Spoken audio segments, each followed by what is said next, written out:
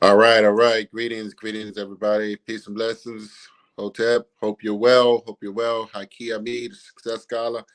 It's a beautiful day. Hope you are doing wonderful. I'm here this evening, this day, this Blacktastic day. I'm going to have a great discussion and conversation about an organization that has been working for the empowerment, freedom, liberation of Black people all throughout history and all throughout all, not just in the United States, but all over the world. And I'm talking about the UNIA, United Negro Improvement Association. And I have joining me live a brother that's been working. Certainly, many have known and seen him throughout the Baltimore metropolitan area and certainly throughout the DMV and all up and down the East Coast and Belize or somewhere else. I know you've been traveling to, my brother, but allow for me to introduce Brother Everett, and I'll let him share his position and history as a true Garveyite, a true community organizer, true thinker. He's doing some tremendous work, and he has the RBG. He and some of the other brothers and sisters that we can collectively share and say that have putting together RBG Awards dinner this coming Saturday. But allow me to come on in, my brother. You here? Sounding good? Yeah, you hear me? Sounding good, brother. One God, one aim, one destiny. Right? My man, race first, race first. Race Peace, first. Indeed, indeed. Yes, sir. peace All to right. the family.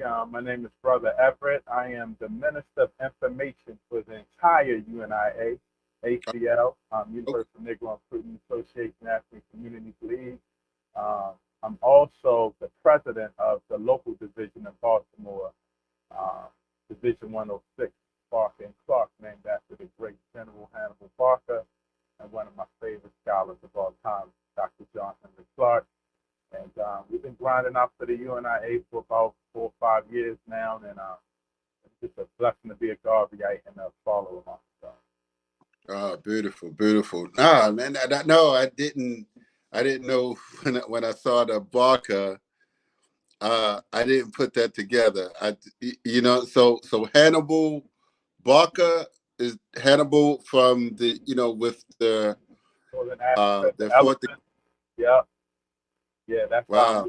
most of our divisions. Excuse me, most of our divisions are named. We try to name them after two ancestors, if possible.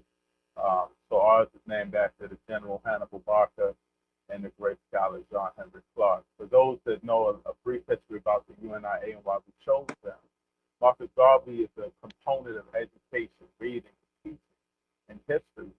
Um, he was one of the first that was starting to learn about ancient Egypt, which we call Kemet now. He probably didn't have that information back then, but I'm sure once he got it, a lot of his views would have changed. But he was also a component of defending our nation, defending our community, um, and so we wanted to put that Barker in there, Hannibal Barker, to let him know that we're a loving and kind people, but we can't let history repeat itself. We're here to defend our nation, our people, our community, not Mm, just from outsiders, but even from some of the evil people within. mm. Wow, beautiful, beautiful. Well, I have in front of me, brother, the UNIA calendar 2024. That's So huge. I'm going through it each day on the calendar. First, it starts out with I'll just first mention the 42 admonitions of Ma'at. So I would encourage everybody to check this out. And then the every day there's a new, a particular day in history that people can learn about. So, for instance, and I did not know this, but Arturo Schomburg, we shared the same birthday Wow, in New wow. York. Yes, it's so instant. And before, I can't recall, like some years ago, uh, the brothers here used to do. was called a Malcolm X tour. And I can't recall, but I know one of the stops was to go to the Schomburg Center in New York. But I can't recall like going there because I know I've been on the tour like a few times, maybe one of those times every, each year groups go to Malcolm X's birthday. And I know that the Soul School, Baba Tunji, who's an ancestor now, but he kept that going for a long time. I can't, 30, maybe 40 something years. Wow. But instant, I just went for the first time to the Schomburg Center just last weekend. For the first time I was able to go. So, but that's and actually a sister from Dominican told me that I need to go because she actually grew up in New York and said that to go to the Schomburg Center. So I was like, all right, I'm gonna go. And I mean, I was happy to be in New York anyway, so that was a good experience to build on. So yeah, our calendars man, our calendar is phenomenal. It provides a lot of important dates. I always find I still got to look at it because there's so many people that I don't know. I find out about. We try to make it as Afrocentric as possible. Um, we try to give people some knowledge that they haven't heard, and give history about the UNIA as well as some of our national holidays that people aren't aware that we have for Black people. But it's a phenomenal calendar. I recommend everybody go out and get it, learn, give it to your child, the youth, so they can pick up certain things. Yeah, it's definitely phenomenal. I know there's a calendar called Black Seed, real nice as well. I like that calendar, but I really like our calendar. I think it gives a little twist of Garveyism, and it's very nice. So. Nice. Man, so as I'm looking at this as well, brother, of course you got something, the Race First book, Tony Martin, a premier scholar on Marcus Garvey. And I saw this. This is a picture of the original stock that Garvey. Yes, the Black Star line. That's interesting that you mentioned. Sorry to cut you off. That's interesting that you mentioned that. I like to touch up on a lot of those things. Tony Martin created the book Race First. A lot of people don't realize not only was Tony Martin a UNIA member, he was officially nominated as the UNIA historian at the time. And so Race First is a UNIA ideology. Um, Not to say we were the first ones, but I believe we took it to the next level. We really lived that as our life. If you go to our meetings or anything, you hear Race First a lot. We usually greet each other with Race First, my brother. When we leave, and we always say Race First to remind ourselves that this is how we have to live, to remind ourselves that we need to put our communities first, put our businesses first, start building our schools and our communities. And so that's very important when you mention Tony Martin and that ideology.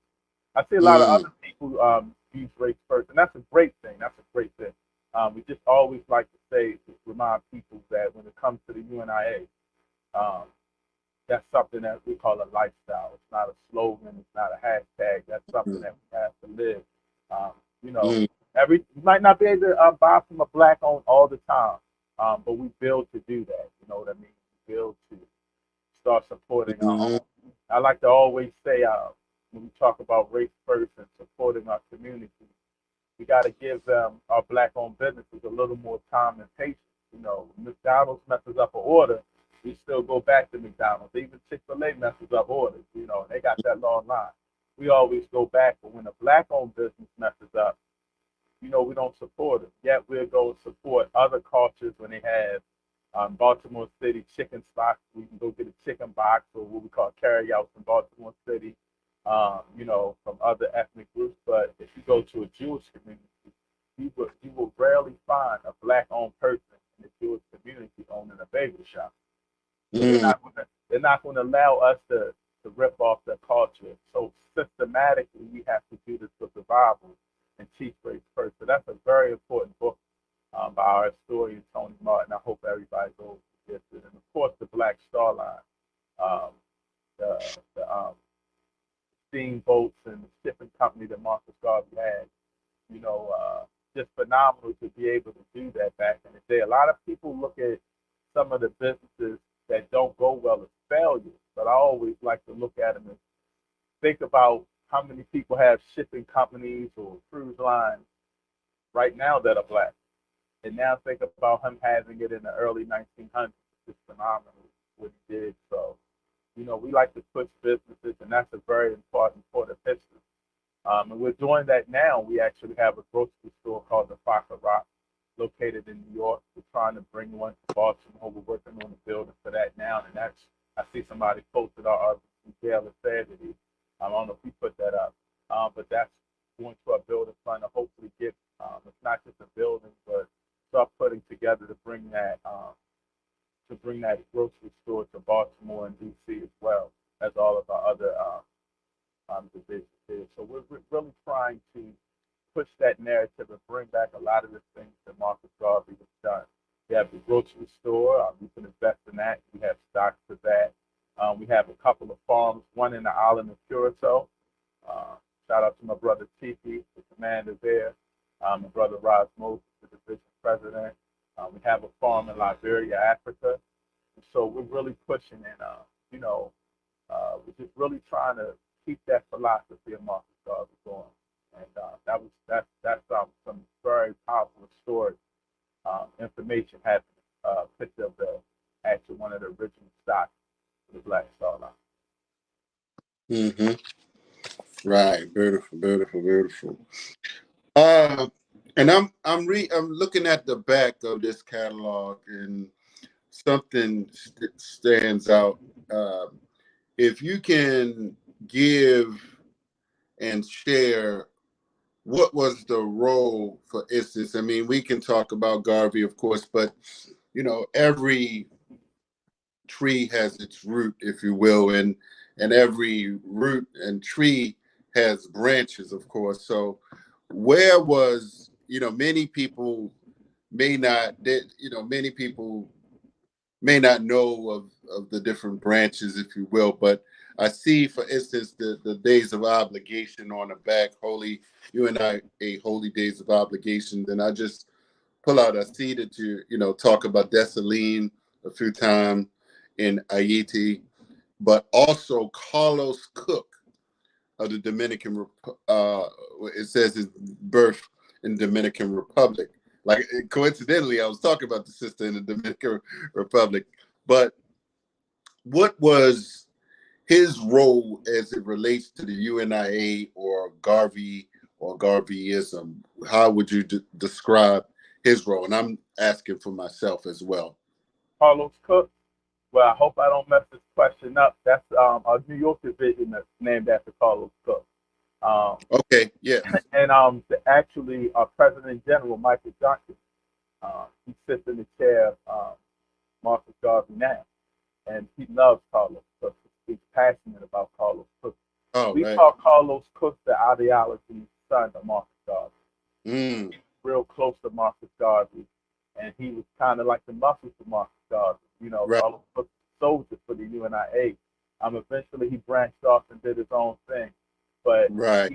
he is a hardcore presence in the UNIA structure during our heyday with the UNIA right. and Marcus Garvey.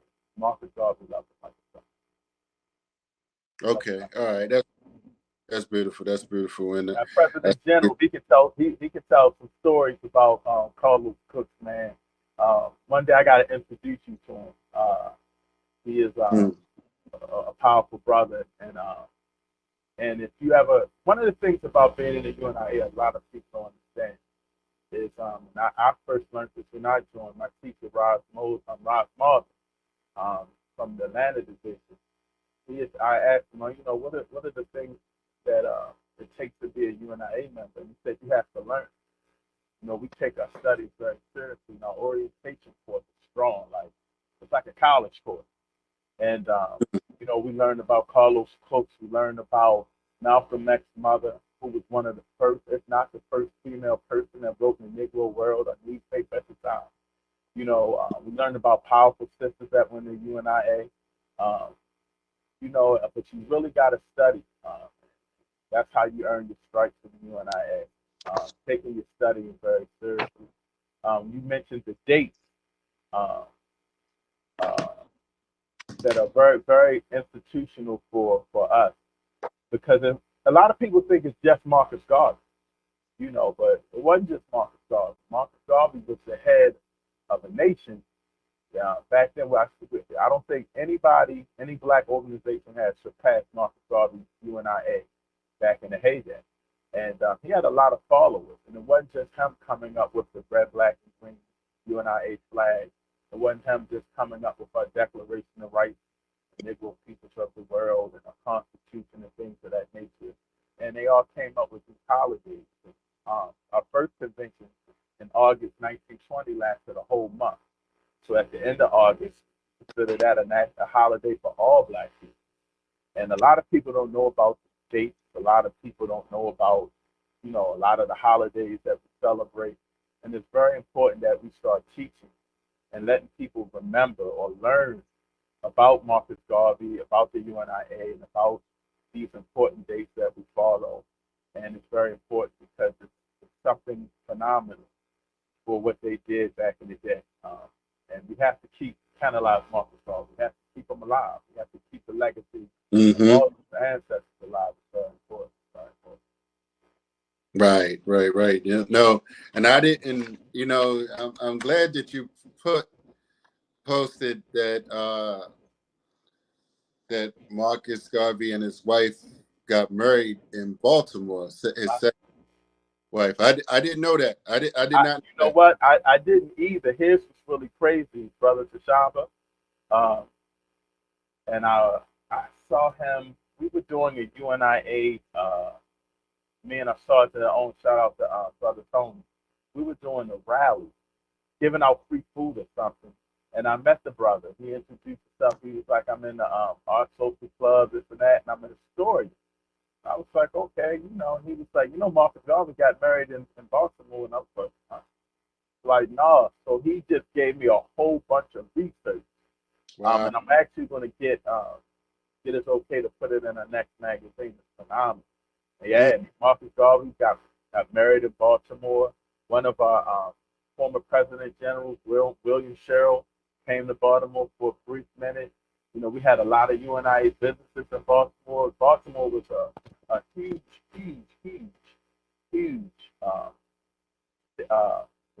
development in the power of the UNIA. Can't forget that, yeah.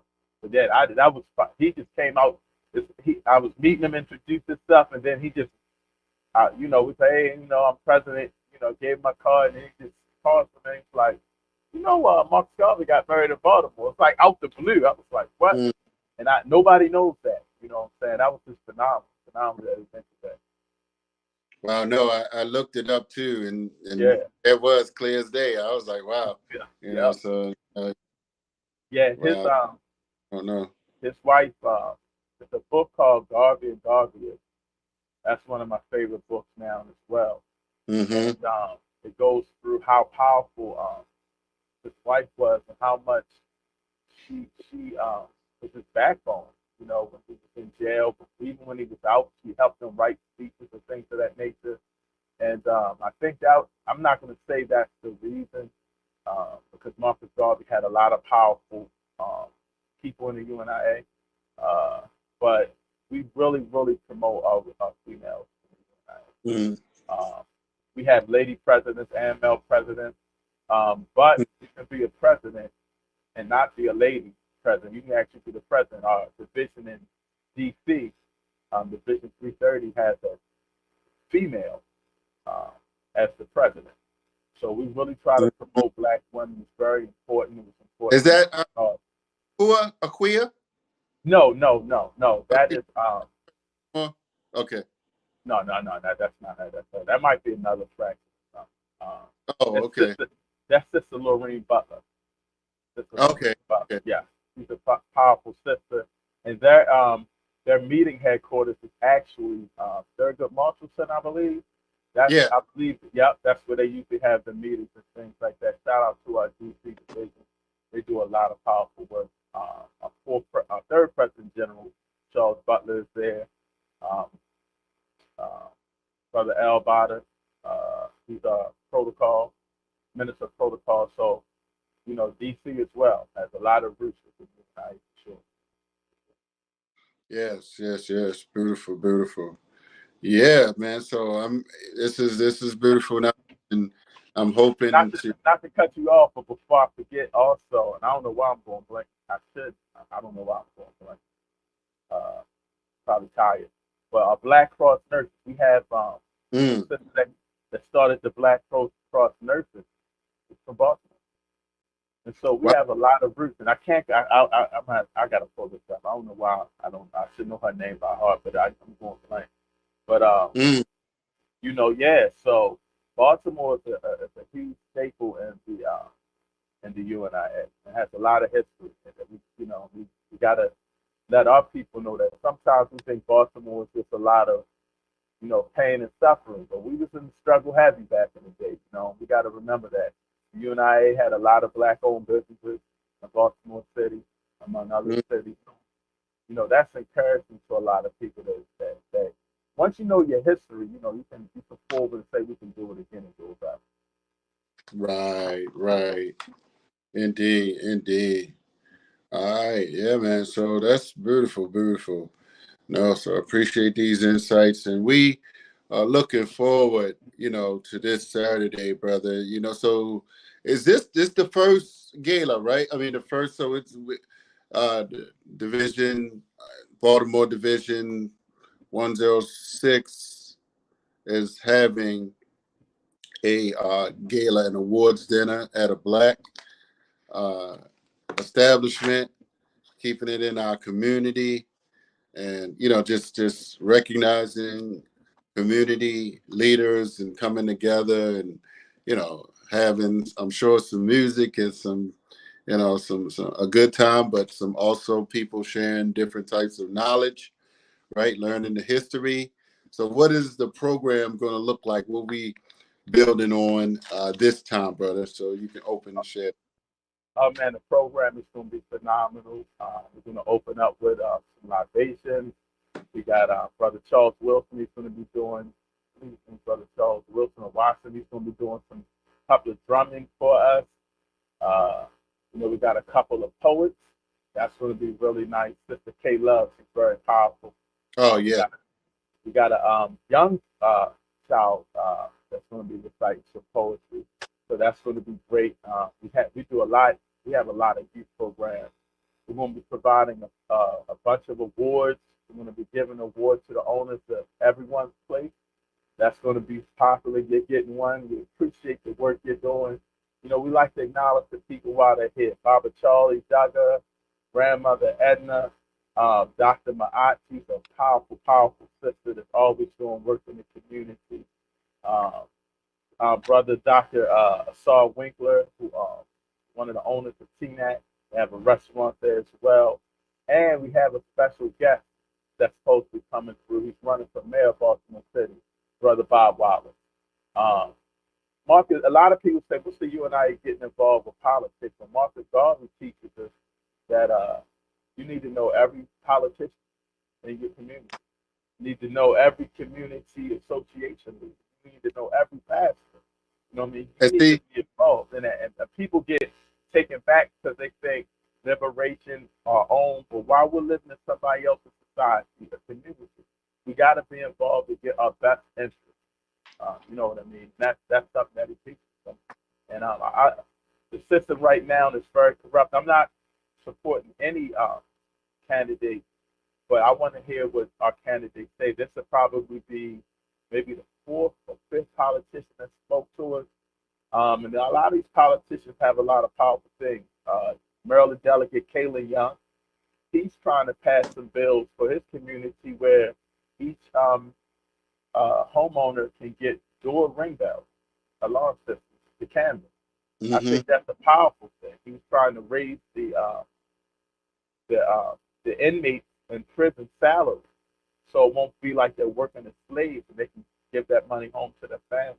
Uh, Mm. so we've had a couple of mayor candidates. We haven't had this brother, and that brother is willing to come and speak to us about how he feels about Marcus Garvey and his plan. And I'm not going to lie, I like what the brother was saying. So we want to Mm. get this brother's ideas out, try to support him as much as possible as well.